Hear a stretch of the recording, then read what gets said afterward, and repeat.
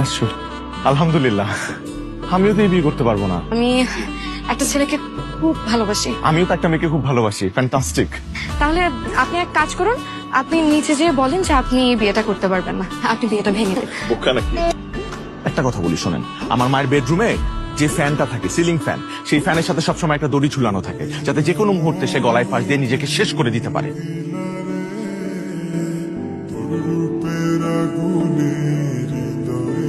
এবার তুই বলা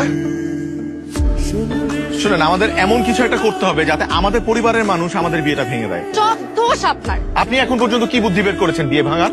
আচ্ছা সরি, এখন আপনি ছাড়া আমার এখন কেউই নেই যার উপর রাগ দেখাতে পারি। কেন, আমি কি মরে গেছি? রাজু ভাই তো একটা ডেঞ্জারাস প্ল্যান দিছে। প্ল্যান? রাজু ভাইয়ের প্ল্যানটা হচ্ছে উনি তোমার বরের হাত পা ভেঙে দিবে। হাত পা ভেঙে দিলে তো বিয়ে এমনি ভেঙে যাবে। Great idea. ডেঞ্জারাস কিছু না করলে এই বিয়ে কখনোই ভাঙবে না। কার হাত পা ভাঙবে? হবু বর। হবু তো আমি। জি হ্যালো, শুনেন, একটা খুব ভালো আইডিয়া পেয়েছি।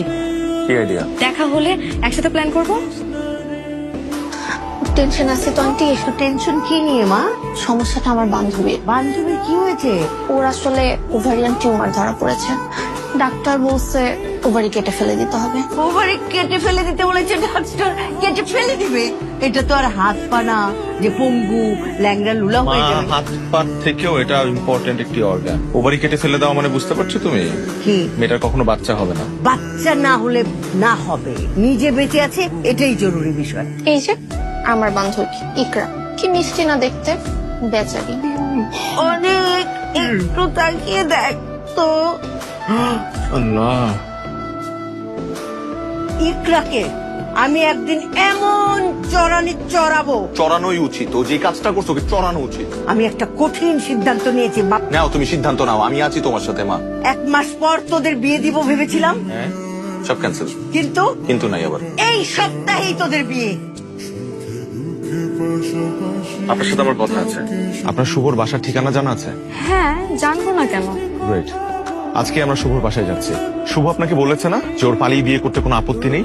আপনি ওকে নিয়ে পালিয়ে বিয়ে করবেন এবং সেটাতে আমি আপনাকে হেল্প করব। আপনি কি সিরিয়াস? আমি ড্যাম সিরিয়াস। টিনা ঢাকায় আসছে, আমরা শুভকে পিক করে ওকে নিয়ে যাব হচ্ছে টিনার বাসায়। তারপর টিনাকে পিক করব, পিক করে ডিরেক্টলি চলে যাব কাজী অফিসে। তারপর আমরা 4 জন সকালবেলা বিয়ে করে বাবা মার সামনে গিয়ে দাঁড়াবো। তারপর তাদেরকে আমাদের এই অবস্থায় দেখি মেনে নেওয়া ছাড়া আর কোনো উপায় থাকবে না। এবার রিস্কটা নিতেই হবে।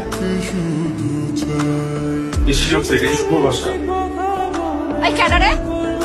আচ্ছা আপু, এই বাসায় শুভ থাকে না? শুভর বাসায় তো শুভই থাকবো। আপনি শুভর কি হন? ওরে আল্লাহ রে, দেইহা বুঝেন না আমি শুভর কি হই? বউ হই বউ। What? শুভকে ডাক। ওই হারামজাদা কই? শুভ এই মহিলাকে ও বলতেছে ও তোর বউ।